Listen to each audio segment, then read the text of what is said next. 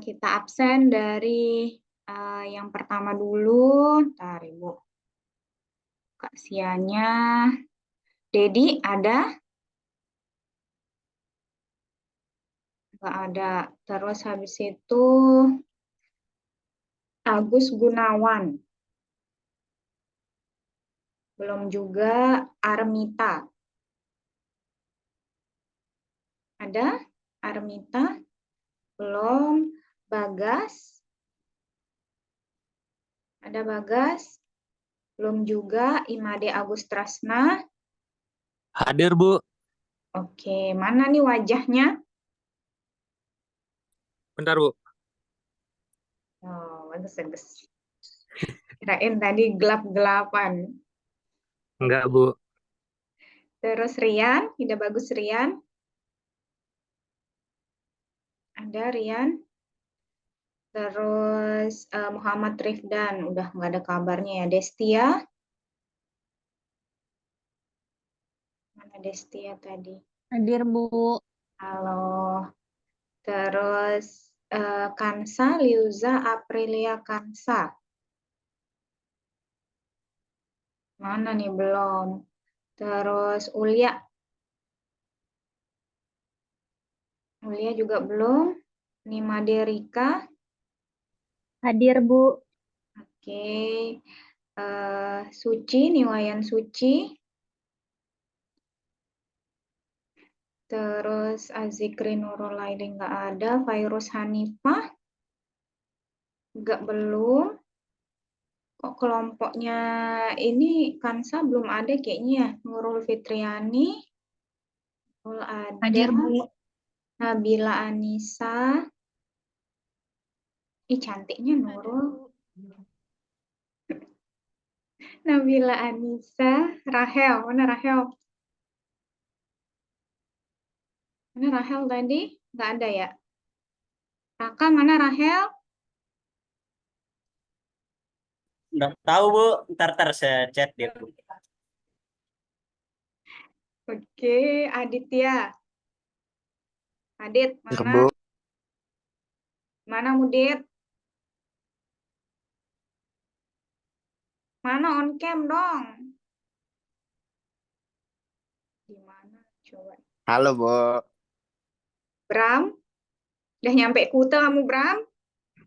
Hadir, Bu. Sama siapa di situ? Sama keluarga. Oh, kirain Dialog sama satu, Bu. Restu. Keluarga yang mana? Beda hari. Yang akan jadi keluarga.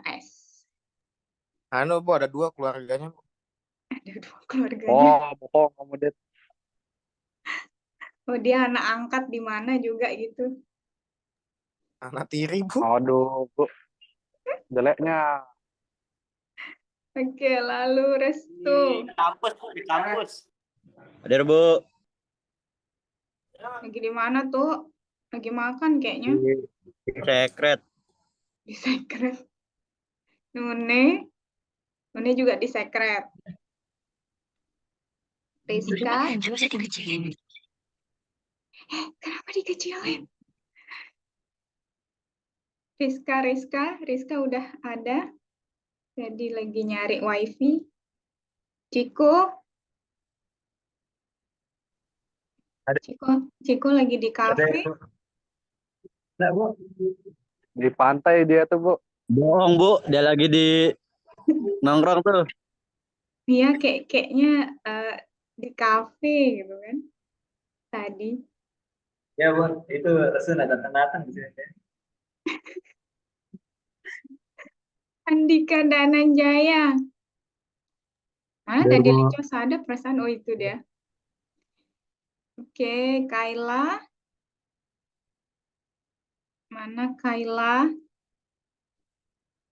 Kayla. Sebentar, Bu. Baru masuk kamar. Kayla. Mana harus tampakkan wajahnya dulu paling enggak. Bentar, Bu. Tariklah hoodie-nya kalau belum pakai jilbab.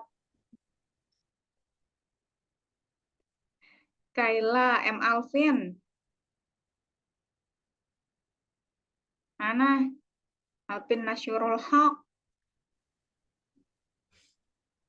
Yuk Hadir, Alpin, Bu. udah di rumah. Dah. Bagus. Raka, Hadir Bu, hadir. fotonya siapa Kak? Barusan itu masa fotonya Raka ya? Kenapa Bu? Foto siapa baru itu? Bukan foto saya Bu. Orang. Orang. Kia, Zaskia, Hadir, Bu. kok lemas? Magdalena. Lena ada Hadir, Bu. ya. Robi ada. Oke. Ada nggak tadi ada Robi? Ibu, saya Ya. Ulia hadir. Nggak boleh telat. Hah? Lagi di mana tuh Ul? Di perpustakaan Unram. Oh, kok kayak ada itu ya apa di belakangnya tuh ada Oh gitu, yang atas. itu kayak etalase gitu. Makan, Bu. Enggak, itu pintunya. Bu, hadir, Bu. Oke, ntar dulu Ibu cek lagi dari atas. Berarti udah masuk Agus? Belum. Armita? Belum. Bagas belum. Rian? Udah, Bu. Bagas. Bagas ada. Oke, Rian. Terus nggak ada. Kansa ada ya. Terus Suci ada? Ada, Bu. Ada. Oke, terus Virus ada ya. Abid, ada Abid. Hadir, Bu. Rahel ada. Ada, Bu. Rizka udah masuk belum? Oke. Oke, kita ini dulu deh, save dulu. Oke. Sudah absen, paling enggak udah kelihatan ada orangnya. Setelah ini awas Bram tidur, colek deh sebentar deh hilang, awas enggak ada Ibu, batalkan absennya. Seperti janji tadi pagi ya. Oke, jadi sambil Ibu share screen.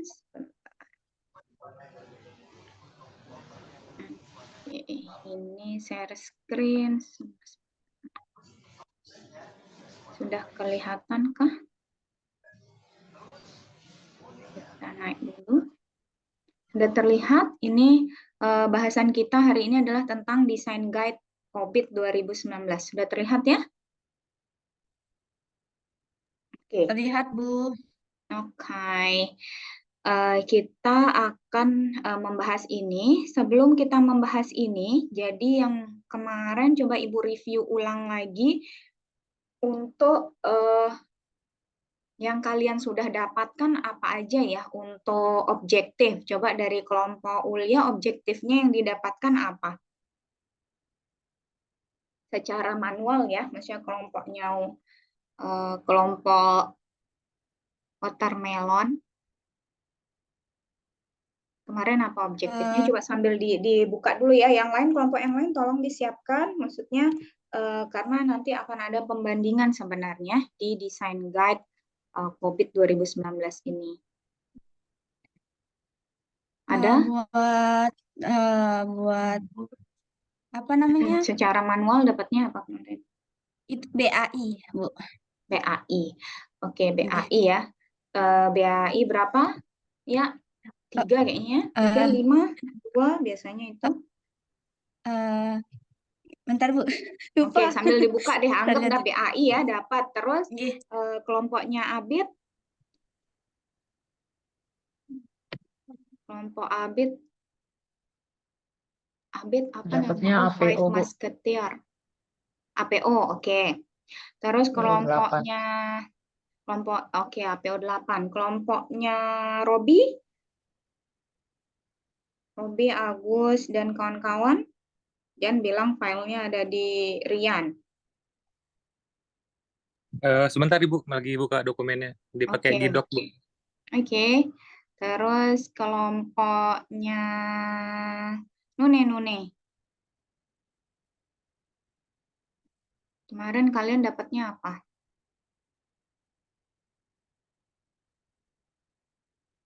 Masih ingat? Maksudnya terakhir objektifnya apa? Bantu jawab, Bu. Ciko? Dapat yang paling banyak itu APO. APO juga. Oke, kelompoknya Bila? BAI 05 sama APO, Bu. BAI. Oke. Terus kelompok siapa yang belum? Udah semua kayaknya ya. Oke. Nah, Suci. Kelompok Suci sama Bagas? BAI, Bu. BAI juga. Oke. Oke, kalian sudah paling tidak itu punya punya gambaran tentang apa itu BAI 03 dan seterusnya. Tolong dibuka modulnya. Itu ada di situ penjelasan setiap bagian dari bagian dari objektif yang sudah kalian punyai. Di situ ada semua. Nah, kita mulai dulu dari desain guide part 1 ini. Yang harus kalian persiapkan sebenarnya adalah desain faktor. Desain faktor ini kita punya toolkit, ya toolkitnya tuh menggunakan Excel. Kalian bisa download ya di Berajah, sudah ada. Ya, silakan di-download di Berajah untuk desain faktor. Setelah itu ada desain faktor di COBIT ya. Jadi kita akan bahas ini, terus impact-nya apa dan governance sistem desainnya seperti apa. Ya akan Ibu jelaskan dulu, nanti sebenarnya lebih mudah kalau kita praktikal. Jadi sambil Ibu menjelaskan, mungkin bagi yang belum mendownload, silakan di-download dulu toolkit-nya dalam bentuk Excel yang bisa kalian download di Berajah. Ya. Jadi pengertian desain faktor, jadi desain faktor itu apa sih, buat apa sih kalau di dalam kita melakukan audit? Ya ini adalah desain faktor itu faktor yang bisa mempengaruhi desain dari enterprise governance system dan posisi IT-nya ya untuk kesuksesan yang bisa digunakan di dalam INT. Jadi desain faktor itu adalah kira-kira nanti kita akan punya beberapa faktor ya yang akan sangat mempengaruhi desain yang kita lakukan. Ya, desain yang kita lakukan ini bisa macam-macam. Ada beberapa faktor yang memang kita akan analisis ya. Jadi di dalam desain faktor di COVID 2019 itu kurang lebih ada 11 desain faktor yang bisa kita analisis. Nanti hasilnya apa? Hasilnya adalah dari sisi objektif. Masih kita mencoba mencari objektif, kita akan bandingkan antara yang sebelumnya, yang sudah kalian hitung secara manual, dengan yang kalian lakukan analisis secara desain faktor. Nanti kita akan bandingkan, ya. Jadi kalau di desain faktor ini ada 11, ya guys ya. Oke, ini ya, ada 11, ada enterprise strategi, ada enterprise goal, ada risk profile, ada INT related issues, ada threat landscape, terus ada compliance, requirement, ada role of IT, sourcing model ya, sourcing model for IT, terus ada IT implementation method, terus teknologi adoption strategy, dan enterprise size. Ya, jadi ini yang akan kita hitung, dihitungnya pun sebenarnya bebas, yang kalian mau gunakan itu seperti apa, ya, maksudnya kalian bebasnya itu terarah ya, bebas terarah maksudnya kalian yang menentukan kira-kira gimana caranya atau berapa nilai yang akan kalian kasih untuk setiap bagian ini. Ya, karena di setiap bagiannya ini itu akan ada beberapa komponen yang harus dianalisis. Ya, kita lanjut dulu. Jadi impact of design factor. Jadi dengan adanya design factor ini, itu ada manajemen objektif priority atau selection yang akan digunakan. Jadi dengan adanya design factor lebih mudah untuk menentukan objektif yang akan dipilih. Jadi kira-kira yaitu yang pertama ya, tentunya desain faktor ini sangat membantu kalian ketika kalian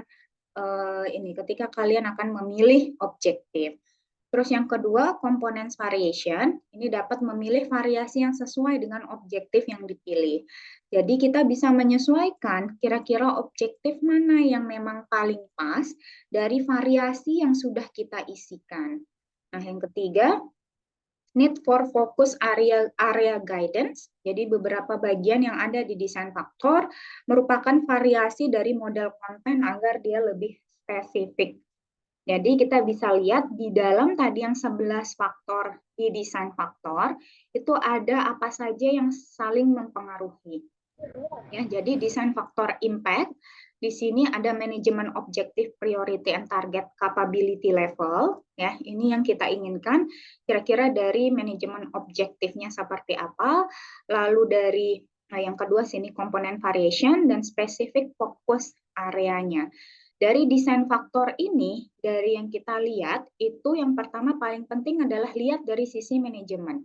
Manajemen itu sudah sesuai atau tidak, dan kira-kira nanti akan menentukan langkah lanjutannya adalah capability level. Nah, yang terpenting sekarang dari sisi desain faktor itu harus sudah tersedia. Terus setelah itu komponen variation, ya, jadi variasi seperti apa yang ada di dalam setiap desain faktor itu kita nilai, dan kita akan lihat kira-kira spesifik fokus areanya kita atau yang kalian lakukan audit itu ke arah mana. Ya, baik itu APO, BAI, lalu mungkin kalau ada DSS, MEA, dan seterusnya. Ya, oke, kita next. Ini kita cek desain faktor dari 1 sampai 11. Jadi yang pertama, misalnya enterprise strategi. Nah, di dalam enterprise strategi ini, enterprise can have different strategies, ya. Jadi di dalam enterprise itu bisa aja punya strategi yang berbeda, which can be expressed as one or more the RC types shown in figure ini. Jadi, apa saja sih yang dinilai dari sisi enterprise strategi, ya? Jadi yang kita lihat ini lebih ke mana itu tipikalnya, ya. Jadi atau kira-kira archetype-nya ini, arsitektur type-nya ini apa saja dilihat untuk bisa mencapai strategi enterprise tadi, ya. Yang dilakukan itu ada primary strategi and at most one secondary strategi. Nah, kalian bisa lihat di sini di strategi archetype itu ada bagian-bagiannya. Yang pertama adalah growth acquisition, ya. Jadi growth or acquisition. Jadi ini sebenarnya the enterprise has a focus on growing or revenues. Jadi kalian udah buka desain faktornya, yang toolkitnya. Coba ya, Ibu sambil buka dulu.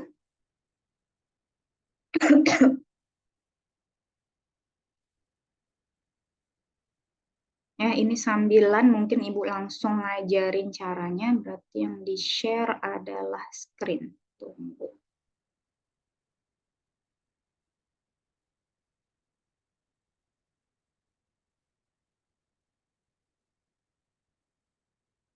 Oke. Udah kelihatan ya?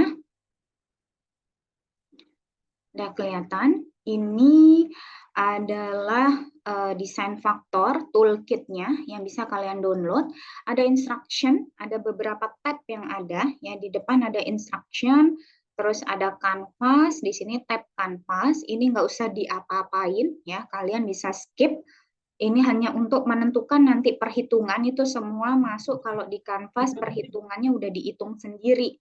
Nah, jadi kalian nggak usah utak-atik. Yang perlu kalian utak-atik hanya dari DF1 sampai DF10. Kelihatan ya? Jadi di sini ada DF1 di tab bawahnya itu. DF1, DF2, 3, 4. Terus ada step 2 summary. 5, 6, 7, 8, 9, 10. Terus ada step 3 summary. Ya, jadi yang perlu kalian lakukan tadi adalah, tadi kan ada beberapa ya. Kalau kita buka slide, di sini ada enterprise strategi, ya. Enterprise strategi itu ada tipe-tipe enterprise strategi, itu ada growth or acquisition, innovation or differentiation, ya. Terus cost leadership, client service or stability.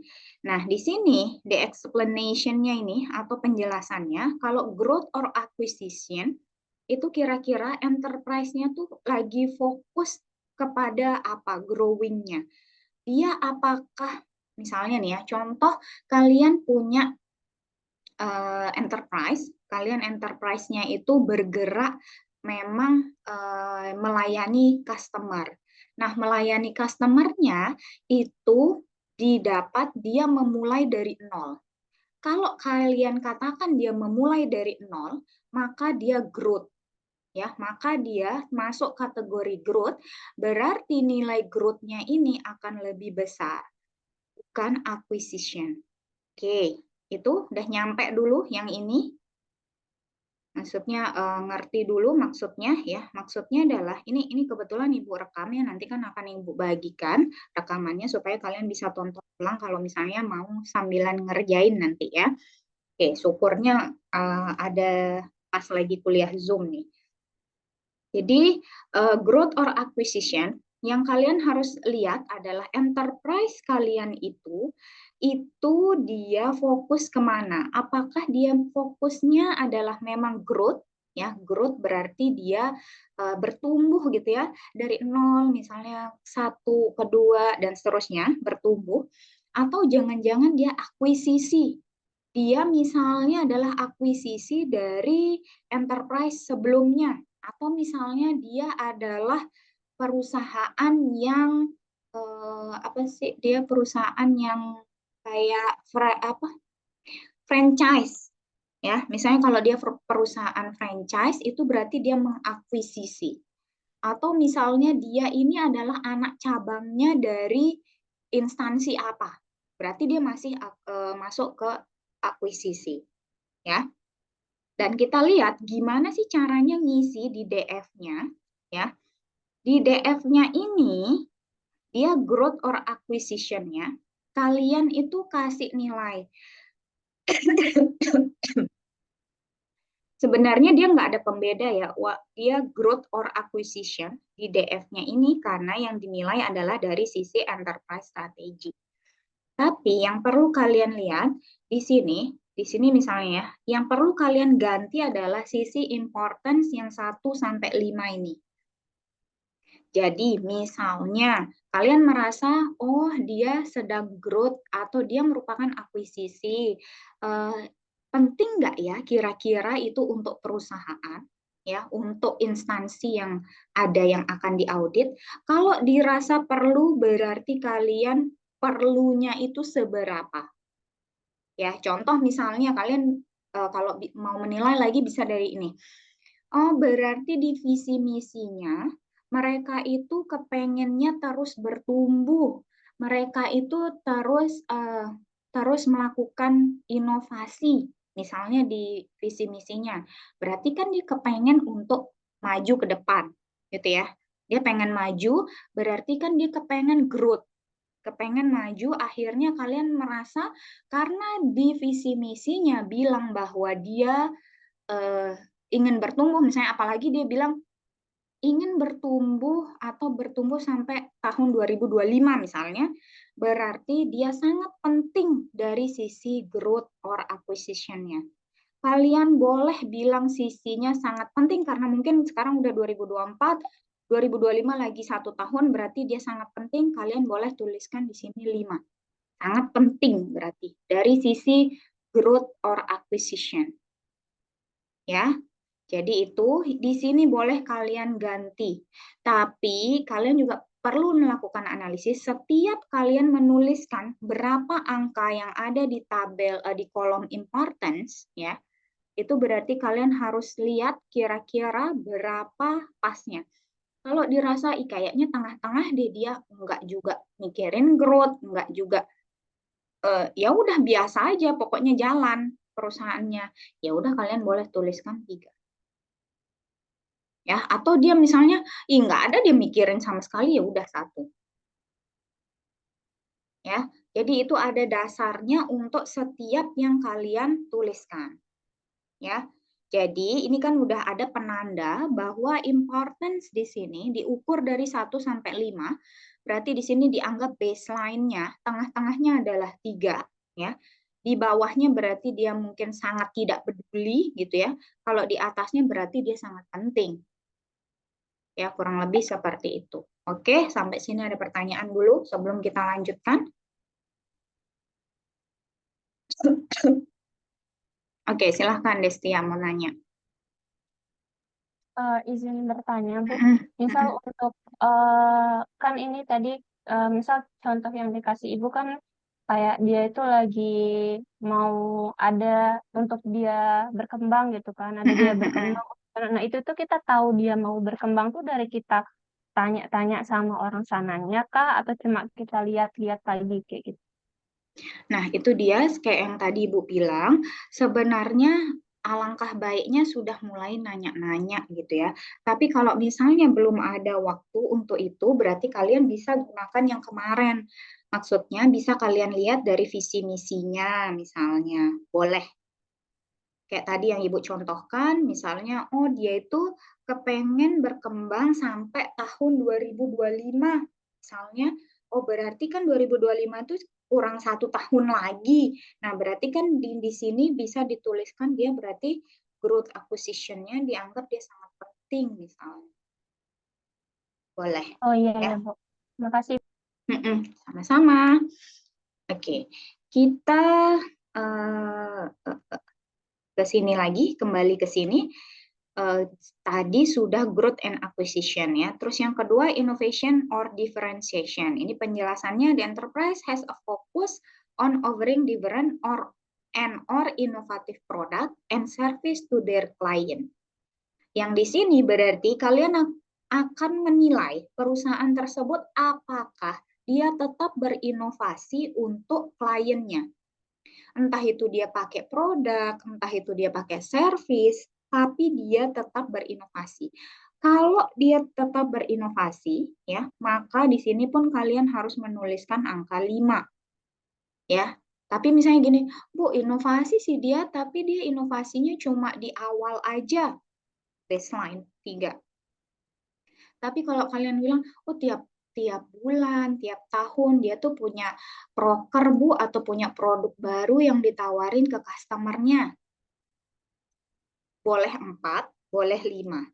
Gimana caranya menentukan 4 atau 5? Ya, tentukan dari kira-kira dia sangat peduli terhadap produk tersebut sehingga ada beberapa cara yang dia lakukan. Misalnya dia melakukan sosialisasi, dia melakukan promosi, berarti 5. Tapi dia hanya membuat produknya saja tanpa misalnya banyak melakukan promosi, meluncurkan aja boleh. Ya. Jadi ketika menentukan bahwa dia sangat berinovasi kepada customer-nya atau kliennya, maka kalau dia banyak melakukan sesuatu yang akhirnya buat produk yang banyak dan terus akhirnya bisa digunakan, maka dia 5 ya. Tapi kalau misalnya dia ya udah meluncurkan, dia meluncurkan produk misalnya tiap bulan, tapi ya udah nge-handle-nya biasa aja. Dia meluncurkan setahun sekali aja, 3. Yang penting dia ada. Nah, kalau enggak, di bawah itu berarti. Oke, itu ya. Jadi silakan kalian isi di sini, di kolomnya ini, sesuai dengan yang kalian lakukan analisis. Lagi, kita cek di cost leadership, ini the enterprise has a focus on short-term cost minimization. Jadi maksudnya gini, ketika kalian akan mengisikan cost leadership, tergantung ya. Kalau instansi biasanya dia enggak mementingkan cost leadership karena dia sudah dibiayai oleh negara. Tapi kalau misalnya dia bukan instansi, maka dia ini akan mementingkan itu gitu ya. Dia akan ngecekin kira-kira berarti berapa yang dana yang akan dihabiskan untuk peluncuran produk. Setiap produk misalnya. Kalau dia sangat memperhatikan itu ya otomatis 5. Ya. Sama seperti tadi sebenarnya, kalau misalnya dia memperhatikan dia ngecekin atau dia ngitung, tapi ternyata nggak banyak juga, ya udah sekadar dihitung dan punya gitu ya, ada laporannya boleh 4. Dia punya aja 3. Ya, dia menghitung cost leadership-nya, dia minimize gitu ya, dia meminimalisasikan pengeluarannya dengan ada cara-cara 3 boleh. Ya. Oke, ini ya baseline-nya 3 misalnya atau 4. Terus selanjutnya adalah client service stability. Yes, client service or stability. Ya, client service or stability di sini the enterprise has a focus on providing stable. Enterprise has focus on providing stable and client-oriented service. Ya, jadi enterprise tersebut fokus pada kira-kira kira-kira menstabilkan enterprise-nya dan client-oriented. Kalau misalnya memang yang dia lakukan itu lebih ke melayani, maksudnya dia lebih penyediaan layanan kepada klien, terus dia itu banyak cara yang dia lakukan untuk klien, ya tadi ini sebenarnya sangat ngaruh dengan yang nomor 2 ya, dengan innovation dan client service. Biasanya kalau dia berorientasi klien, di sini misalnya 5, otomatis di sini 5. Tapi kalau misalnya client service-nya 3, di sini 5, tanda tanya juga. Ya, jadi dia saling terhubung, makanya dibilang setiap komponen yang ada di dalam desain faktor itu saling terhubung. Jadi ketika kalian melakukannya, analisisnya asal, berarti dia nggak nyambung. Nanti yang kalian dapatkan objektifnya juga agak-agak jadinya, agak lain gitu kan. Jadi yang perlu kalian perhatikan, karena ini tadi client service ya, biasanya kalau dia sudah client service, dia menyediakan layanan untuk klien, pasti dia berpikir untuk berinovasi. Ya, walaupun mungkin enggak. Biasanya ini client service akan lebih tinggi daripada inovasi. Misalnya dia client service nilainya 4, di innovation 4, mungkin sama. Jadi tapi kalau client service-nya 4, innovation-nya 5, tanda tanya. Ya, karena biasanya dia berfokus ke client service dulu. Oke, jadi itu sama, ngisinya pun berarti bebas. Ya udah kalian kalau dirasa dia memang sesuai, maksudnya dia memang sangat menginginkan service untuk klien, dia akan menuliskan angka 5. Oke, ini baru 1 DF1 Enterprise Strategy. Ada yang mau bertanya dulu? Jadi apa yang kita lakukan di sini adalah menilai strategi enterprise tersebut. Ada yang mau bertanya? Masih aman? Oke. Kita lanjut ya. Yang kedua itu adalah dari sisi enterprise goal. EG, ya kita ini menilai dari EG kita, ya. Kalian kan punya EG 1 sampai 13 itu, kita nilai importance-nya sekarang, ya. Maksudnya kita nilai kira-kira dari sisi importance atau kepentingannya masing-masing. Nah, kita next dulu ini. Enterprise goal ini adalah supporting the enterprise strategy. Enterprise strategy is realized by the achievement, ya. Jadi dia realized by achievement of a set of enterprise goal. Jadi enterprise strategi ini direalisasikan oleh capaian dari enterprise goal.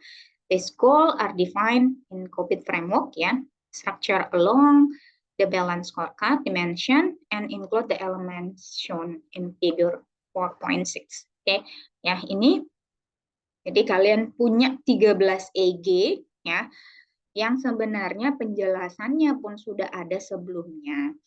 Nah, di situ kalian bisa lihat kalau EG 1 sampai EG 4 itu finansial dari sisi BSC dan enterprise goal-nya disampaikan pun apa.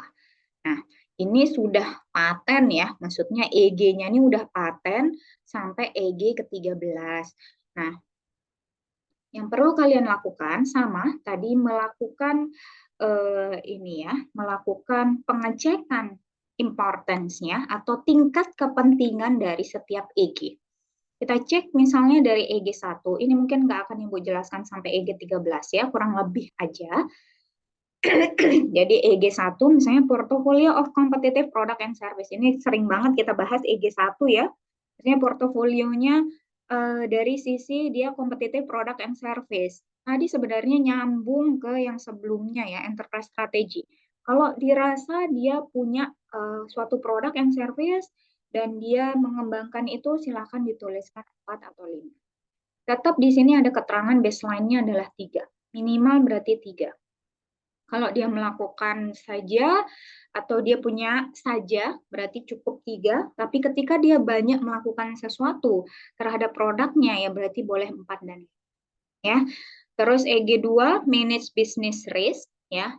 Dia punya enggak? Ini sebenarnya mengadopsi kembali atau nge-review kembali yang sudah kalian lakukan di zaman EG kemarin. Ya, jadi kalau kalian sudah melakukan analisis dengan dalam di situ, mudah sekali untuk kalian menuliskan angka 1 sampai 5 ini. Ya kan, karena kalian sudah melakukan sebelumnya. Ya, jadi manage business risk, terus compliance with external laws and regulation, ya, itu ada enggak ya. Kalau misalnya yang enggak ada ya boleh tuliskan, kalau ada aja boleh 3, kalau 2 berarti dia enggak punya terlalu banyak gitu ya. Terus quality of financial information, ya, punya nggak dia customer oriented service culture, ya, ada nggak, ya, terus business service continuity and availability. Ini kalian cek dan kalian ingat-ingat kembali ketika kalian menuliskan di EG-nya, ya. Kalian cek dari situ kira-kira sebelumnya seperti apa.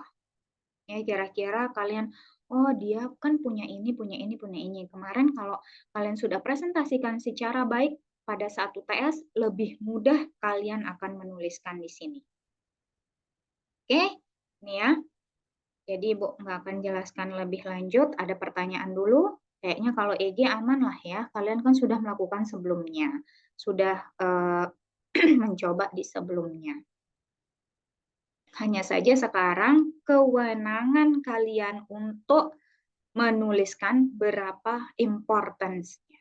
Ya, itu dari hasil analisis kalian sendiri. Oke. Terus yang DF3 ini adalah risk profile. Oke, kita lihat dulu penjelasannya di sini. Risk profile di sini adalah yang memang enterprise tutup. Jadi risk profile ini dari sebuah enterprise and current issues in relation to INT. Jadi kalau dari kata-katanya ya, risk profile ini mengidentifikasi kira-kira dari sisi INT related risk ya, to which the enterprise is currently exposed and indicate which areas of risk are exceeding the risk appetite. Jadi maksudnya adalah di risk profile ini akan ada reference ya 1 sampai 19 di sini.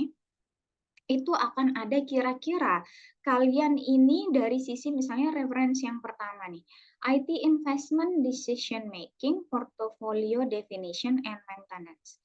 Dari sini maka kita bisa lihat, oh mereka ini melakukan investasi, ya investment decision making, mereka ngelihat kira-kira pengambilan keputusan yang baik itu seperti apa, lalu dituliskan ke dalam portofolio dan nantinya bisa di maintenance atau diperbaiki. Kalau iya, maka kalian bisa tuliskan di sini. Ini agak berbeda dengan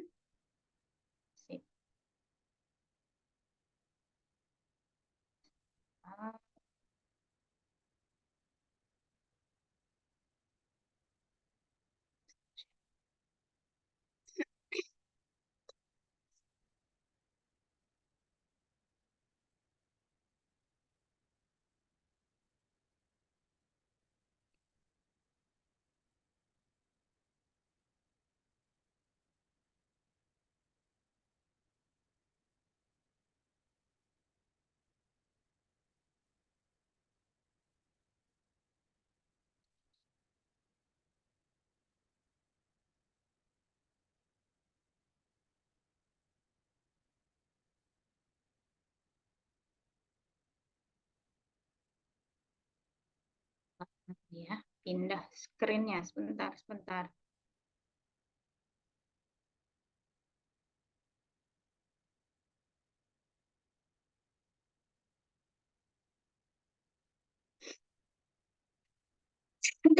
Lihat dari sini dulu deh. Oke. Nah, ini jadi kita lihat yang di DF3. DF3 ini agak berbeda memang yang diisi dibanding dengan yang tadi DF1 dan 2 ya. DF3 ini ada 2 yang kalian isi, yaitu dari impact dan dari likelihood. Likelihood apa ya kalau di bahasa Indonesia kan? Tahu nggak apa likelihood? Apa likelihood? Ada yang tahu? Kemungkinan gitu, Bu. Kemungkinannya gitu ya. Jadi, nah di situ kalau di sini ya, nah yang harus kalian isi adalah dari sisi impact ya. Impact itu berarti kan dampak gitu ya. Dampaknya kira-kira apa ya? Dan kira-kira untuk mencapainya itu dia sudah mendekati berapa? Karena gini, dari yang pertama tadi IT investment decision making, portfolio definition and maintenance. Enggak semua enterprise, enggak semua perusahaan atau instansi akan mikirin kira-kira gimana caranya mengambil keputusan.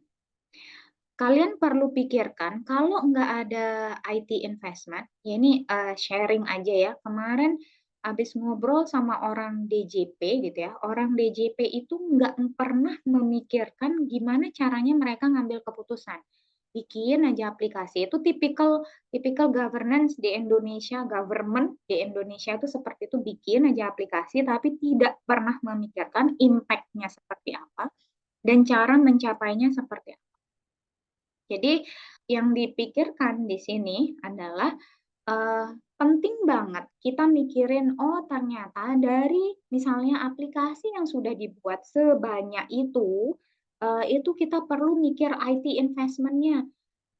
Mereka nggak pernah mikirin untuk bikin server atau untuk beli server yang lebih besar.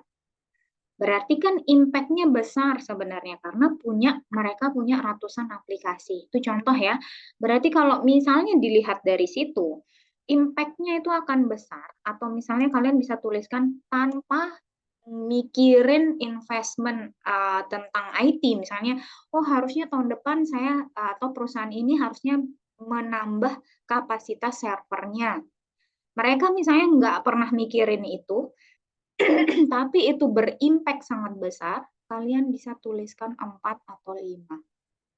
Ya, jadi kalian bisa tuliskan 4 atau 5 untuk impact ya. Likelihood-nya maksudnya adalah kira-kira untuk mencapai itu mereka itu sudah sampai mana ya?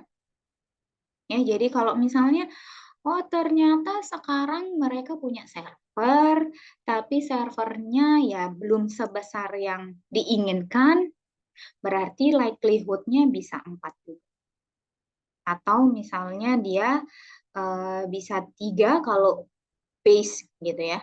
Dia akan warnanya akan berubah langsung sesuai dengan yang kalian tuliskan.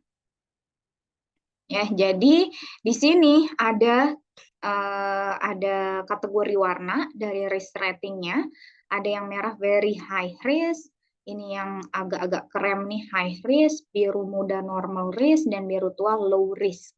Jadi ketika misalnya, oh berarti kan IT investment decision making itu perlu impact-nya mempengaruhi. Berarti mungkin kalian tulis 4, lalu likelihood-nya atau gimana caranya dia mencapai itu berarti misalnya, oh dia punya, berarti sekarang kita tuliskan 3.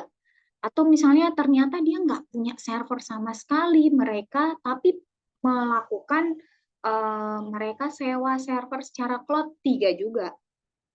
Tapi kalau misalnya mereka ini nggak punya, ya udah mereka nyimpen di hard disk biasa, nggak punya server, berarti likelihood-nya nggak bisa dikatakan 3. Mungkin akan di bawah itu. Oke, itu ya. Ini untuk risk rating atau dari risk profile. Oke, jadi penentuannya yang kalian lakukan yang pertama adalah impact. Dampaknya kalau tidak ada, ya. Kalau nggak ada IT investment, decision making, portfolio definition and maintenance, berarti sangat berimpact nggak sama instansi atau perusahaan itu. Nah, kalau di likelihood berarti kalian ngecekin kira-kira seberapa penting atau seberapa sih mereka ini sudah nyampe ke sana. 1-5 juga. Ya, berarti 5 itu udah benar-benar menyediakan dan di bawahnya berarti ya di bawahnya. Oke, sama juga seperti yang ini ya, program and project life cycle management. Sama ya, impact-nya ada nggak? Lalu mereka udah mencapai segimana. Terus ini IT cost and oversight, terus IT expertise dan skill, juga behavior-nya, ya. Enterprise or IT arsitektur, IT operational infrastruktur incident, ya, dan seterusnya. Jadi ini yang kalian bisa lihat. Ya, ini yang sering ditanyakan, kalian itu sering nanyain ini, geopolitical issues, ya. Geopolitical issues itu, jadi gini, perusahaan atau instansi itu terkait nggak dengan political? Atau kalau bisa dilihat geopolitical itu adalah geographic political ya. Jadi kalau misalnya dia hanya digunakan di satu aja di satu daerah saja, berarti dia sangat berpengaruh. Ya, jadi geopolitical issues ini adalah ketika dia instansi ini atau perbaikan atau audit IT yang sedang kalian lakukan hanya berlaku di daerah ini saja, daerah NTB, berarti impact-nya juga akan berpengaruh. Maksud Ibu gini, kalau dia misalnya contoh Kemdikbud gitu ya. Kemdikbud terus bagian Kemdikbud adalah Unram. Nah, berarti dari situ kalian bisa lihat itu ada geopolitical issues di situ. Kalau misalnya melakukan audit hanya di Unram saja, berarti apakah akan ngaruh ke Kemdikbud? Kalau enggak ngaruh ya udah tulis aja 2. Ya.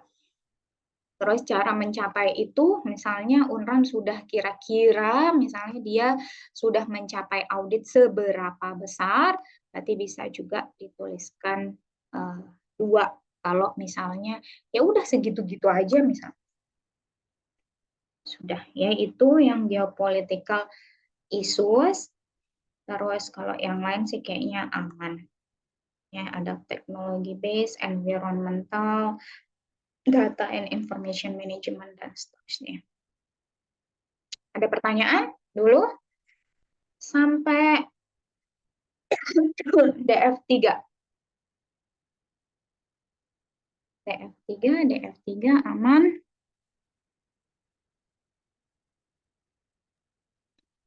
Allah amin. Aman ya. Oke, kita coba share dari screen lagi. Oke. Ini yang DF kita aja ke sini ya. Kita tadi di slide ke oke, ini tadi kita di slide yang ini, terus kita masuk ke slide yang ini. Ini yang DF4. DF4 itu adalah terkait INT related issues. Jadi INT related issues ini sebenarnya sama mirip dengan risk profile, tapi kalau risk profile itu lebih ke profile dari risk atau resikonya. Nah, kalau INT related issues ini adalah kira-kira related method ya maksudnya, atau kira-kira komponen yang terkait itu dengan INT risk assessment ya, untuk enterprise tersebut yang kira-kira dia itu consider which INT related issues it currently faces, ya. Jadi kira-kira yang mereka akan hadapi, yang benar-benar mereka akan hadapi dari sisi INT, ya. Or in other words, what INT related risk has materialized. Atau kira-kira dari sisi INT, dari sisi materialnya, itu risiko apa saja yang akan dihadapi. Ini the most common of such issues. Berarti kira-kira yang disajikan sampai T ini, ya, ada berapa ini? Jadi sampai T ini kira-kira ada 20, ya, 20 issues, 20 resiko yang akan dijalankan atau yang akan kira-kira dihadapi oleh si perusahaan atau si enterprise, ya. Ini yang ada di INT related issues. Nah, kita akan coba lihat di desain faktornya. Ya, kita coba lihat di desain faktor di DF4 ini tentang INT related issues. Kalau di INT related issues yang diisi hanya importance-nya saja, ya, hanya importance-nya saja. Nah, di sini kalian ngecekin kira-kira ini misalnya yang pertama, frustration between different IT entities across the organization, ya, because of a perception of low contribution to business value. Kira-kira di dalam perusahaan itu, ya, di dalam perusahaan itu ada nggak frustasi yang mereka hadapi karena IT yang berbeda-beda atau IT yang across organisasi itu dan berbeda-beda persepsi, ya. Atau gini contohnya, misalnya di dalam satu instansi itu biasanya ada satu sistem informasi yang dipakai, tapi dengan login yang berbeda-beda di setiap bagian misalnya. Nah, setiap bagian itu misalnya punya role-role masing-masing, dan seharusnya tidak membingungkan karena mereka sudah punya role masing-masing. Tapi misalnya sejak adanya sistem IT tersebut, itu malah membuat bingung pekerjaan mereka, sehingga mereka menjadi frustasi misalnya. Ya, jadi kalau misalnya atau menimbulkan masalah, berarti dari sisi importance-nya boleh kalian kasih. Ini importance-nya perhatikan ya, kalau di sini cuma 1 sampai 3. Berarti penting banget itu di 3, ya. Terus biasa aja itu di 2, enggak penting berarti di 1. Ya, atau di sini kalau tandanya kalau 1 itu adalah no issue atau dia nggak ada permasalahan akan itu, terus yang 2 adalah ada isu, yang ketiga adalah serious issue. Nah, jadi kalau misalnya nggak ada tuh permasalahan kayak gitu, nggak ada sesuatu tentang IT yang membingungkan mereka, ya udah jawab aja 1. Jawab aja 1, di sini kalian bisa tuliskan 1. Ya, kalau misalnya ada, berarti misalnya ada aja tapi ya nggak sampai bikin masalah sih, nggak sampai bikin frustasi, ya udah 2. Tapi kalau misalnya udah ada, dia udah jadinya nggak mau make IT sistem itu lagi karena memang nggak bagus lah interface-nya segala macam, ya udah berarti dia masuk ke 3, yaitu serious issue. Oke? Ada pertanyaan? Ya, jadi di IT related issues ini kira-kira issues atau permasalahan yang akan dihadapi, ya, yang atau most common, ya, atau yang permasalahan yang sangat sering dihadapi oleh berbagai macam pihak di dalam melakukan IT atau di dalam pendefinisian IM tadi. Ya, ini ada frustration between business departments. Contohnya the IT customer and IT department because of failed initiative or a perception of low contribution to business value. Itu terus significant INT related incident, ya, such as data loss, security breaches, ya, project failure and application error to link to IT.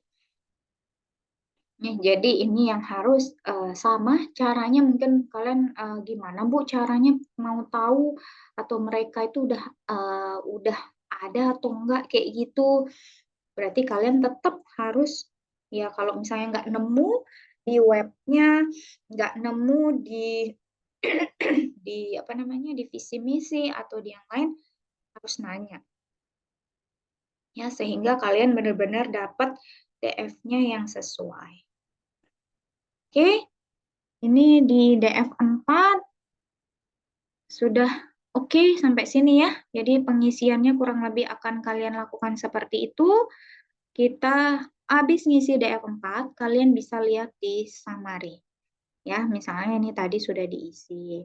Ini step 2 initial design. Ini dari sisi governance and management objective importance. Ini baru kesimpulan yang pertama ya. Tapi belum menentukan kesimpulan akhir. Ya, jadi dari sini bisa kalian lihat oh yang paling tinggi yang mana. Ya, kalian bisa lihat objektifnya itu sudah dibagi-bagi. Ya, objektifnya sudah dibagi-bagi. Ini dari EDM, APO, terus BAI, DSS sama MEA. Ya.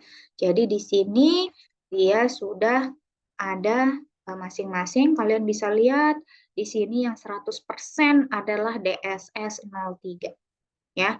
Tapi ini belum selesai kita menghitung DF-nya. Ya.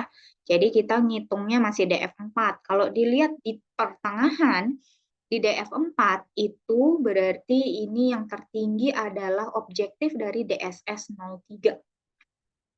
Ya. Jadi ini nanti summary akhir itu ada di step 3 summary. Ya, nanti di sini baru kalian bisa tentukan mana yang paling penting karena sudah ngisi sampai DF 10 di sini. Oke, ini masih sampai tengah-tengah. Oke, gitu ya. Jadi kita next ke sebentar, cas dulu ini habis baterai.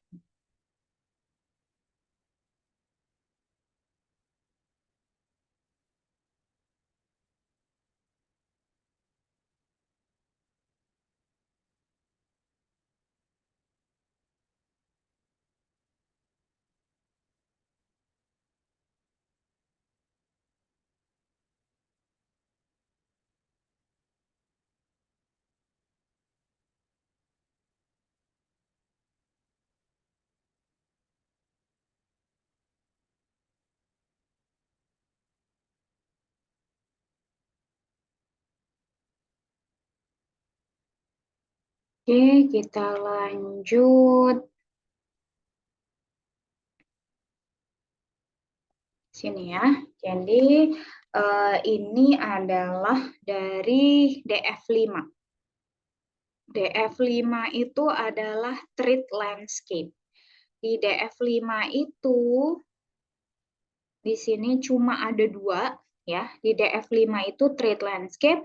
The treat landscape under which the enterprise operates can be classified as shown in figure. Jadi treat landscape ini ya kira-kira tantangan apa yang akan ditemui ya dari enterprise tersebut.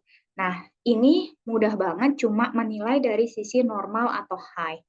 Nah, di normal itu the enterprise is operating under what are considered normal threat level. Jadi kalau kita lihat di tabel DF faktornya, yang kita lakukan di trade landscape itu adalah menilai kepentingan dari sisi persentase ya, dari sisi persentase. Jadi misalnya kalian merasa ininya ya, opposite-nya ya atau lawannya gitu ya. Kalau misalnya kalian rasa dari trade landscape ya tantangannya kalau yang high ini due to its geopolitical situation, industry sector or particular profile, the enterprise is operating in high threat environment. Kalian hanya akan menilai 2 hal ini, high atau normal. Berarti kalian nilai gini, oh kalau sistem ini berjalan atau misalnya dari sisi enterprise yang kita lakukan ini dia sudah berjalan semestinya atau dia misalnya enggak punya terlalu banyak ancaman, ya udah berarti kalian bisa tuliskan high ini enggak usah high, jadi dia misalnya sama-sama 50. Kalau misalnya dia berjalan berdampingan ya. Tapi kalau kalian rasa dari sisi tantangan, dari sisi ancaman, ketika perusahaan ini berjalan atau instansi ini berjalan sangat besar, ya, itu berarti dia akan misalnya lebih besar yang dari sisi high. Nah, sebesar apa terserah kalian mau mendefinisikan seperti apa. Kalau kalian merasa, oh kalau misalnya ancamannya banyak banget ketika mendirikan perusahaan ini atau ketika perusahaan ini berjalan itu sangat terseok-seok, misalnya dia nggak bisa mengembangkan diri terlalu jauh, mungkin bisa kalian kasih high-nya 80, berarti normalnya 20. Tapi misalnya kalian merasa, oh ya udah ini berjalan-berjalan aja, tidak ada ancaman yang berarti yang normal yang akan lebih tinggi dibanding high-nya. Oke, ya, itu di DF5. Ada pertanyaan sampai sini? Ya, jadi ini adalah normal dan high-nya adalah opposite-nya atau ininya ya, lawannya. Jadi ketika kalian memilih dia ancamannya lebih high, maka dia atau di tabel ini di kolom yang high itu kalian akan menuliskan lebih tinggi yang high-nya. Tapi kalau misalnya kalian merasa biasa aja, normal aja, ya udah berarti normalnya yang lebih tinggi. Oke, aman ya? Oke, aman. Kita next ke DF. DF6 ini juga sama, pengisiannya masih persentase, kaitannya dengan compliance requirement. Kalau kita lihat di slide-nya, compliance requirements ini, compliance requirement to which the enterprise is subject can be classified according the categories. Jadi di sini hanya dilihat kira-kira dari sisi requirement-nya perusahaan atau instansi itu masuk ke low, normal, atau high. Jadi kalau low compliance requirements ini dari the enterprise is subject to minimal state of regular compliance requirement that are lower than average. Apa sih compliance itu? Tahu nggak? Ada yang normal? Yang common aja, kalau yang high, higher than average compliance requirement, most often related to industry sector or geopolitical condition. Apa ya compliance? Kalau di Google kepatuhan terhadap peraturan. Apa Destia? Boleh ulangi? Kalau di Google katanya compliance adalah upaya untuk memenuhi peraturan, prosedur, dan segala standar yang telah ditetapkan. Oke, jadi compliance memang lebih ke arah regulasi ya atau peraturan. Nah, jadi kalian kalau melihat di sini, ini yang kalian tuliskan masih sama, high, normal, atau low. Kira-kira dari perusahaan, instansi, itu sudah memenuhi belum compliance requirement-nya. Dia sudah memenuhi aturan atau belum? Kalau dia sudah memenuhi aturan, berarti dia sudah dari sisi normal ya. Maksudnya dia udah memenuhi aja. Di sini bisa kalian tuliskan 75 atau bahkan 100 kalau dia sudah benar-benar memenuhi aturan. Tapi kalau misalnya dia hanya memenuhi aturan yang most common atau yang memang biasanya mereka penuhi, tapi ternyata ada juga yang belum mereka penuhi untuk yang lebih high ya, atau misalnya seandainya di perusahaan itu sudah dia contohnya misalnya perusahaan itu bergerak di bidang kontraktor contoh ya. Kalian perlu definisikan berarti di kontraktor itu apa saja aturan-aturan atau regulasi yang masuk kategori harus dipenuhi. Kalau dirasa semuanya sudah dipenuhi, maka dia dituliskan 100 di normal, high-nya berarti 0, low-nya pun 0. Tapi ternyata di aturan yang harus dipenuhi kontraktor, misalnya nih yang pertama dia harusnya menyediakan K3 atau K3 itu kesehatan dan keselamatan kerja. Nah, ternyata perusahaan itu tidak menyediakan K3. Padahal K3 itu termasuk regulasi atau aturan yang sangat penting untuk dipenuhi. Maka high-nya akan ada. Ya, maka pengisian high-nya akan ada persentasenya. Misalnya dirasa, mereka udah menyediakan kok, tapi enggak semua. Mereka menyediakan peralatan K3, tapi ternyata mereka tidak mengikuti, misalnya pegawai-pegawainya enggak didaftarkan BPJS Ketenagakerjaan. Berarti high-nya ini sudah memenuhi sedikit, tapi masih ada yang belum terpenuhi.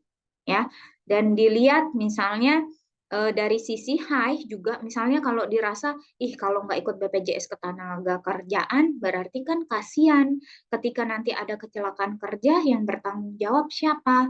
Kalau kalian rasa itu adalah suatu hal yang riskan atau dia sangat penting, berarti yang high ini importansinya berubah jadi 50%, regulasi yang lain juga masuk 50%.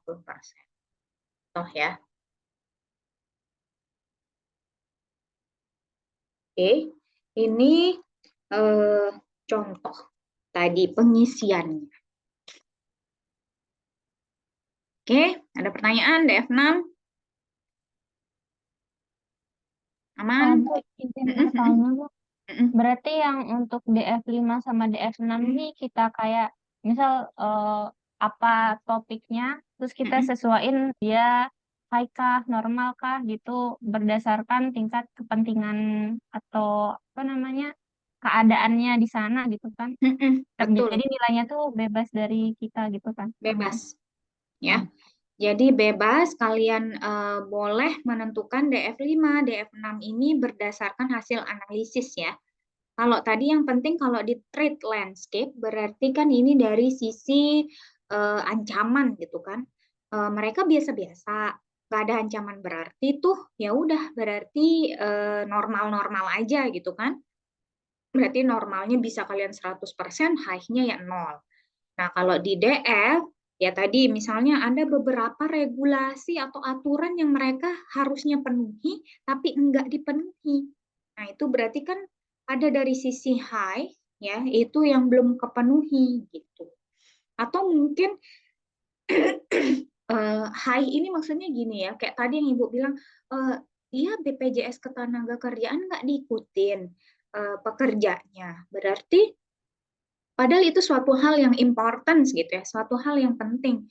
Berarti kan dia sangat mempengaruhi itu, ya. Dia sangat mempengaruhi, akhirnya dari sisi importance itu harus dimasukkan. Mungkin gini, kalian mungkin bingung, kok kita ini kan audit IT ya, tapi kok ke mana-mana ya yang harus dicek gitu ya. Maksudnya ya memang seperti itu ya, kita harus melihat secara keseluruhan sebenarnya supaya akhirnya kita bisa dapat framework atau objektif yang sesuai dengan IT-nya. Jadi kalau kita nggak melihat secara umum gitu ya, secara general itu pasti nggak akan kesampaian juga. Maksudnya akhirnya objektif yang terpilih itu dia agak melenceng atau tidak langsung sesuai dengan kebutuhan perusahaan atau instansi. Ya karena kita kan sebenarnya izin bertanya gitu. Untuk yang kan misal kayak compliance ini kan yang untuk regulasinya itu apa kita cari standar untuk perusahaan aja gitu di Google harus ada apa-apa regulasinya atau gimana Bu? Soalnya Boleh. kan soalnya nggak ada kayak metrik harus ada apanya gitu kan. Jadi kita cari kayak standar perusahaan itu harus ada apa gitu. Boleh. Boleh kalian nilai dari situ. Ya, jadi kita melakukan analisis itu memang yang paling bagus ketika kita punya metrik gitu ya. Ketika kita punya kira-kira mana yang harus ada, mana yang enggak gitu kan. Nah, bagus kalau misalnya kalian bisa menemukan metrik dari sisi regulasi IT. Tapi kalau regulasi IT, Ibu rasa itu paling yang ujung-ujungnya disambungkan ke UU ITE. Jadinya nggak bisa mendapatkan yang detail gitu. Tapi sebenarnya jangan sampai kalian lama ya di sini, di DF6 misalnya. Ibu menyarankan kalian googling aja, maksudnya apa cari di GPT atau Gemini gitu ya, apa kira-kira yang harus dipenuhi atau regulasi dari sebuah perusahaan. Kalau dirasa dia misalnya normal-normal aja atau kalian membaca secara sekilas dan itu membandingkan dengan perusahaannya, itu dirasa sudah oke, aman, ya udah tentukan bahwa dia normal, udah aman. Nggak ada yang high, yang tidak terpenuhi, berarti aman. Kecuali kayak tadi ya, maksudnya kasus-kasus tertentu. Biasanya memang paling bagus kalau kita bisa menanyakan ya. Makanya Ibu sarankan bisa ditanya ke ordal gitu ya, ke orang dalamnya. Tapi kalau enggak, boleh dari sisi kalian melihat secara general aja dulu.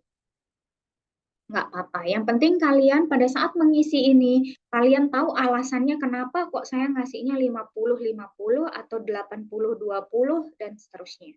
Ya, itu sih yang Ibu minta. Jadi memang kalau di tata kelola itu, setiap kalian mengisikan data, itu harus ada alasannya. Karena kan di sini cuma ngisi importance-nya, 1-5, 1-3, 0 sampai 100%. Cuma ngisi gitu. Kan tapi perlu tahu kenapa kok diisi sekian, karena apa. Ya, sama seperti laporan yang kemarin ketika kalian mengerjakan tugas ini, Ibu minta kalian punya note sendiri, boleh kalian tuliskan di satu file, boleh enggak. Yang jelas itu harus tersimpan bahwa kalian itu ketika memilih DF1 sampai DF10, berapa yang kalian isi per kolom itu ada alasannya. Ya, dipilih 3 karena dia begini, dipilih 5 karena dia begini. Ya, itu harus didefinisikan atau diberikan penjelasan. Oke, aman ya. Kita lanjut ke DF7. DF7 itu tentang role of IT. Role of IT ini dia rule-nya apa saja? Yang maksudnya rule ini adalah orang-orang di dalamnya. The role of IT for the enterprise can be classified as indicate. Jadi di dalam role of IT, atau sekarang kalian balik lagi ke sisi IT ya. Sisi IT-nya adalah dari sisi role. Role di sini dibagi ada support, factory, turnaround, dan strategic. Di mana kalau support, IT is not crucial atau dia ya udah nggak penting IT ya. Kalau factory, when IT fails, there is an immediate impact on the running and continuity of the business process and service.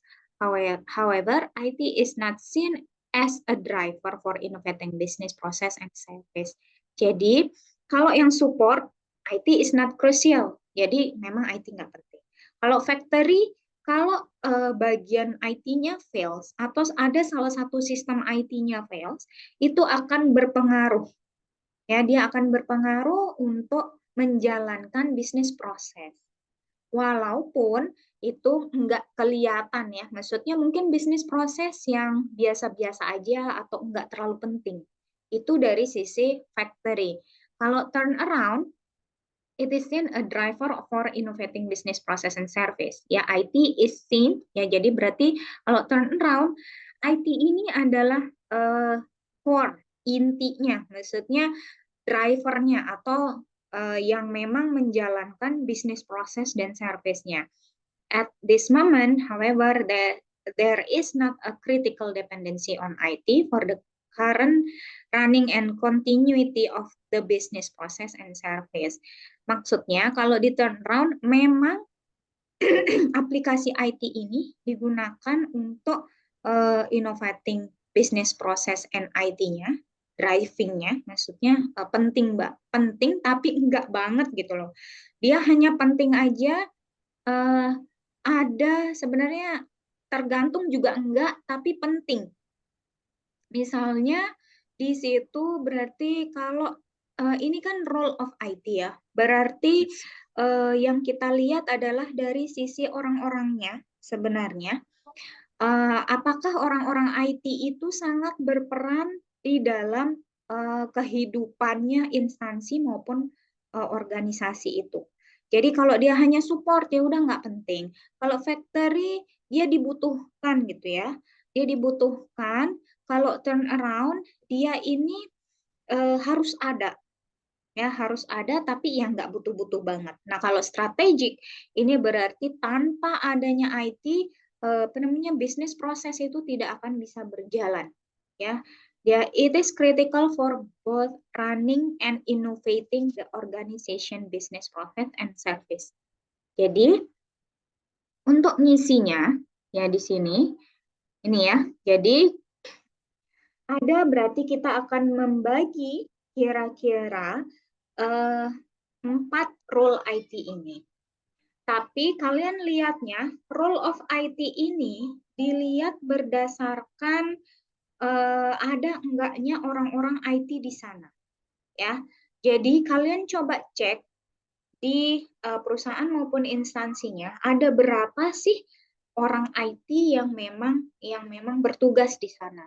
Nah kalau misalnya di sana yang support, oh kita butuh banget orang yang kayak support aja, yang tadi maksudnya nggak terlalu penting dia ada di situ, ya. Yang penting ada aja.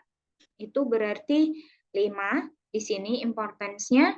Terus factory, tadi factory itu lebih ke kayak ya harus ada gitu ya. Dia harus ada when IT fail, ada IT-nya gitu ya. Nah, seberapa penting orang yang seperti itu ada? Dia turn around ya. Kalau turn around itu dia innovating business process tadi ya. Jadi dia dibutuhkan walaupun nggak butuh banget gitu ya. Terus yang strategik berarti dibutuhkan banget. Misalnya dia adalah developer kunci sistem yang ada di situ. Nah, kira-kira importance-nya seperti apa? Kalau ternyata orang-orang role of IT di sana itu enggak banyak dan mungkin dia support-nya ini enggak ada gitu ya. Mungkin kalian bisa tuliskan 1. Ya, tapi yang lainnya kalian harus tentukan. Misalnya, oh di sana itu kita punya 1 orang IT yang memang jadi juru kuncinya semua sistem kita, gitu misalnya. Berarti dia adalah orang yang strategik, importance-nya 5. Terus kita nggak punya, misalnya factory juga kita nggak ada, ya. Terus turnaround juga, misalnya ya turnaround ini untuk ngebantu yang strategik tadi, yaitu seberapa penting mereka ada, misalnya 3, boleh. Ya, ini dari role of IT-nya. Oke, ada pertanyaan di DF7? Nggak ada, kita lanjut. DF8. DF8 ini tentang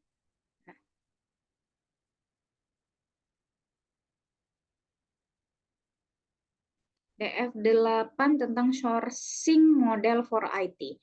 Jadi kalau di sini ini adalah gimana caranya sourcing model the enterprise adopt can be classified. Jadi di dalam sourcing model ini kita menilai apakah perusahaan tersebut menggunakan pihak ketiga, ya. Jadi sourcing ini maksudnya pihak ketiga dari sisi IT.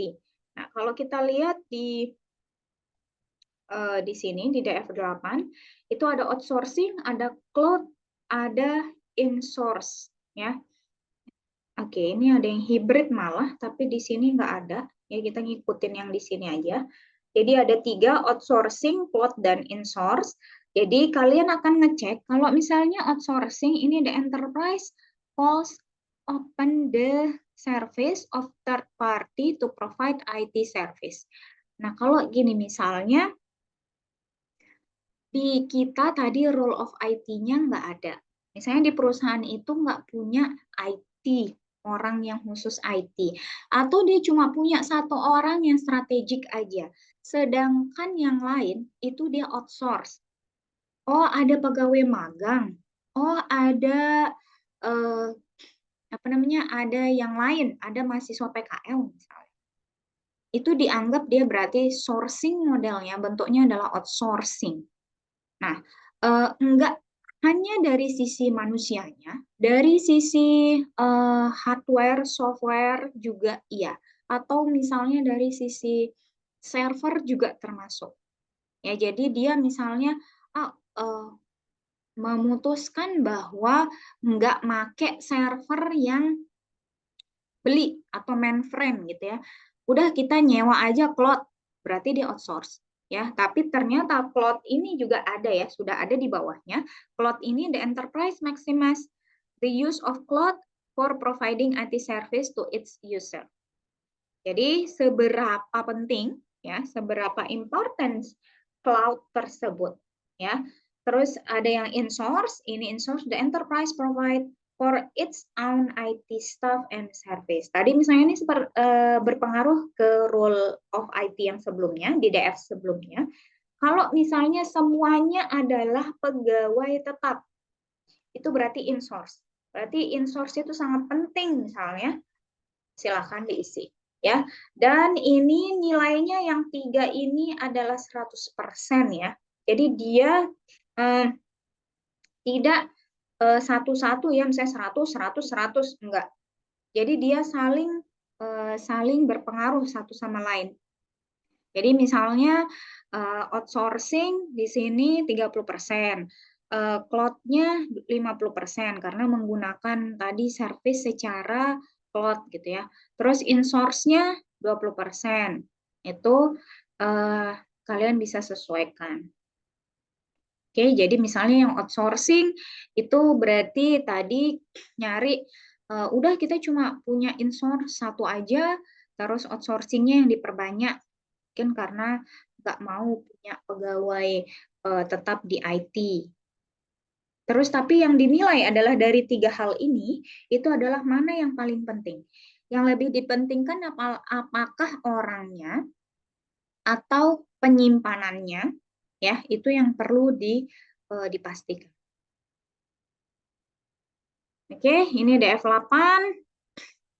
Kita next ke DF9 ya. DF9 ini adalah IT implementation method. Ini the method the enterprise adopt ya. Jadi ini kira-kira metode apa yang enterprise adopsi. Jadi apakah agile ya? Agile ini maksudnya adalah apakah perusahaan tersebut mengambil metode agile. Metode itu bukan metode pengembangan perangkat lunaknya ya, maksudnya, tapi ini hampir mirip dengan itu. Jadi dirasa apakah perusahaan tersebut bersifat agile, ya, the enterprise use agile development working method for its software development.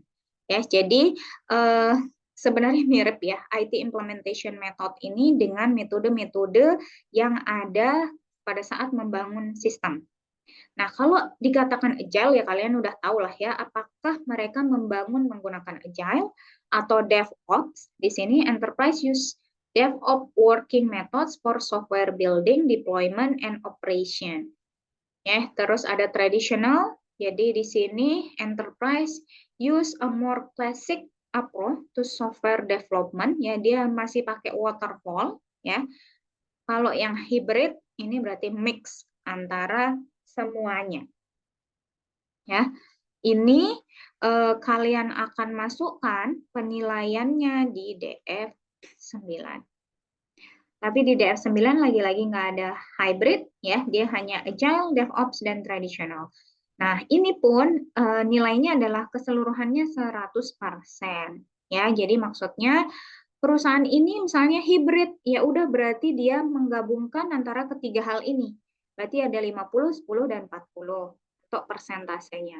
Tapi kalau misalnya dia murni agile, berarti kalian tuliskan 100% di agile.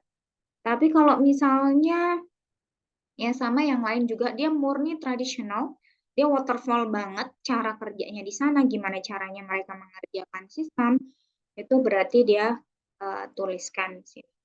Mungkin untuk yang instansi, perlu ditanyakan, kalian misalnya ditanyakan, mereka itu membangun sistem punya tadi ya, balik lagi dia in-source kah, role of IT-nya seperti apa, terus habis itu pernah membangun sistem atau enggak. Kalau mereka menggunakan pihak ketiga atau vendor, berarti dia nggak punya in-source ya, dia berarti menggunakan outsourcing. Berarti ini pengisian IT implementation method itu berarti dia lebih ke DevOps berarti ya. Jadi nanti kalian coba gali lebih dalam ke instansi masing-masing ya. Biasanya instansi mereka sering bikin sistem ya. Ada yang mereka sudah punya programmer sendiri, ada yang mereka bekerja sama dengan vendor. Ya, Kak. Jadi kalau bekerja sama dengan vendor, otomatis dia sebenarnya ya tapi agak sulit juga ya menilai ini karena yang ngerjain bukan dari sisi mereka. Kalau vendor biasanya mereka pakainya agile, ya. Atau kita sebutkan saja kalau misalnya mereka pakai vendor berarti dia dari sisi tradisional. Ya, nanti kita sepakati kira-kira ini baiknya kalau menggunakan vendor itu yang mana. Mereka nggak punya ini ya, mereka outsourcing berarti kan ininya, apa namanya orang-orang IT-nya. Oke, terus kita lanjut ke DF10. Ya, ternyata di sini pun yang kita nilai adalah sampai DF10 saja, ya. DF11-nya nggak ada, ya. Jadi ini cuma sampai DF10. DF10 ini isinya adalah teknologi adoption strategy, ya. Dia dinilai atau dikategorikan apakah dia first mover, ya, apakah dia adalah enterprise yang mengadopsi teknologi baru, ya. Apakah dia follower? Follower berarti ya udah dia ngikut aja, ya. Atau dia slow adopter. Ini the enterprise very late with adoption of new technologies. Nah, kalau kita lihat di sini di DF10 ini ada first mover, follower, dan slow adopter. Kalian berarti juga harus menjumlahkan sampai 100 di sini. Kira-kira mana yang paling penting? Ya, maksudnya adalah apakah kalian nilai perusahaan tersebut adalah yang pemberi inovasi, maka dia first mover? Apakah dia hanya ngikut-ngikut aja, berarti dia follower, atau dia ya udah slow adopter banget ya, misalnya dia dibikin kementerian ya udah dia berjalan biasa-biasa aja, nggak ada perubahan bla bla bla, berarti dia slow adopternya lebih tinggi. Kalau misalnya dia ya follower tapi memberikan inovasi, itu lebih ke first mover aja ditaruh. Oke, ini yang DF10. Terus akhirnya nanti kalau sudah kalian isi semua, kalian akan bisa melihat di sini ya. Nanti ini misalnya yang didapat adalah APO 12. Contoh ya, ini APO 12, berarti kita akan lihat APO 12 itu apa, kita bandingkan dengan yang kemarin sudah kalian lakukan secara manual ya secara mapping manual. Kita akan bandingkan berarti mana yang paling pas, ya, mana yang paling tepat. Tapi kesimpulan akhirnya biasanya kita akan menggunakan yang di DF. Tapi Ibu akan coba bandingkan apakah yang sudah kalian coba definisikan itu masuk ke bagian yang paling tinggi yang ada di sini. Oke, terus ini ada slide yang lain, ya, ada governance system design seperti apa. Ini mungkin bisa kalian baca sendiri, ya. Ini untuk apa sih kita melakukan DF ini, ya, Understand Enterprise Strategy tadi, karena ada enterprise strategy yang kita definisikan. Terus habis itu ada EG juga, ya. Terus Understand Risk Profile tadi sebenarnya ini sudah kita jelaskan, ya, di dalam DF-DF yang sudah tadi, ya, sudah kita bedah satu-satu. Oke. Ada pertanyaan dulu sampai sini, guys? Insya Allah, Bu. Insya Allah Aman. aman. Oke, kalau aman berarti kita bisa akhiri kuliahnya. Cuma Ibu ini dulu, kan minggu depan kita itu libur lagi gitu, ya. Libur lagi di hari Kamis. Nah, untuk pengganti liburnya itu, Ibu minta kalian sudah mengerjakan DF ini. Jadi ketika kita masuk lagi, Ibu mau cek kalian DF-nya udah sampai mana. Maksudnya seharusnya sudah ngumpulin harusnya, tapi Ibu pengen lihat dulu baru kalian kumpulkan. Ya, karena di sini timeline kita itu CPMK 3 itu sebenarnya 2 minggu, ya, 2 minggu itu dari design guide, ya. Harusnya minggu depan itu sudah masuk ke capability dan maturity level assessment. Harusnya. Kita dulu tugas besar apa? Tugas CPMK. Oke. Ibu izin bertanya, Bu. Berarti kita nanti itu untuk 2 minggu jadinya, Bu, ya, biar kita ada janjian juga untuk 2 minggu itu sampai sampai kesimpulan akhir gitu, Bu. Baru kasih lihat Ibu, baru kumpulin gitu. Jadi kita kan anggap minggu lalu nggak kuliah, ya, tapi harusnya kan 2 minggu. Sebenarnya Ibu bagi DF-nya tuh 2 minggu setengah sampai DF 5 kemarin, terus kalian ngerjain. Terus minggu ini sebenarnya 5 sampai 10 gitu, ya. Tapi Ibu jadiin satu aja penjelasannya di minggu ini. Yang minggu depan adalah kalian itu Ibu anggap mengerjakan, berarti. Kalian itu Ibu anggap mengerjakan yang DF1 sampai DF10. Jadi ketika kita masuk, itu kita masuk lagi di tanggal 30, insya Allah ketemu lagi. Itu nanti Ibu cek DF-nya dulu, ya. Ibu cek, kita bandingkan juga, nanti berarti tanggal 30 itu kita lebih ke diskusi. Di kelas berarti kita diskusi, Ibu cek, periksa per kelompok untuk definisi objektif berdasarkan DF. Ya, jadi silakan kalian minggu ini sampai minggu depan itu mengerjakan DF-nya, ya. Mengerjakan DF-nya bersama kelompok, nanti kita bahas di tanggal 30. Ya, jadi tanggal 23 Ibu anggap itu kalian sedang mengerjakan DF. Ya, materi di hari ini berarti. Oke? Ada pertanyaan dulu lagi? Tanggal 30 kita ketemu dengan diskusi DF, ya. Ya, tapi kalau bisa ya jangan sih kalian ngerjain pas tanggal 30-nya, ya, nggak mau Ibu. Maksudnya tanggal 30 tuh paling enggak ya sudah 80% lah jadi.